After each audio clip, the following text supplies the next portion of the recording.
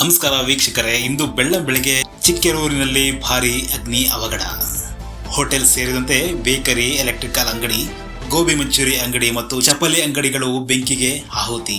ಪರಿಸ್ಥಿತಿ ಉದ್ವಿಗ್ನಗೊಳ್ಳುತ್ತಿದ್ದಂತೆ ಬೆಂಕಿ ನಂದಿಸಿದ ಅಗ್ನಿಶಾಮಕ ದಳದವರು ಹಾಗೂ ಘಟನೆಯ ಸ್ಥಳಕ್ಕೆ ಧಾವಿಸಿದ ಮಾನ್ಯ ಶಾಸಕರಾದ ಯುಬಿ ಬಣಕಾರ ಅವರು ಅಂಗಡಿ ಮಾಲೀಕರಿಗೆ ಹಾಗೂ ಅವರ ಕುಟುಂಬದವರಿಗೆ ಸಾಂತ್ವನ ಹೇಳಿ ಈ ಸಂದರ್ಭದಲ್ಲಿ ಧೈರ್ಯ ತುಂಬಿದರು.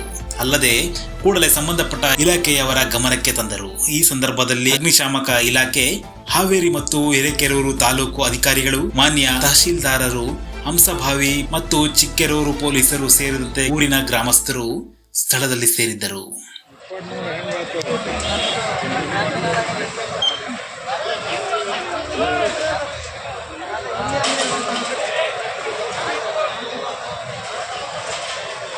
ಯಾರು ಬೇರೆ ನಿಂತಿದ್ದು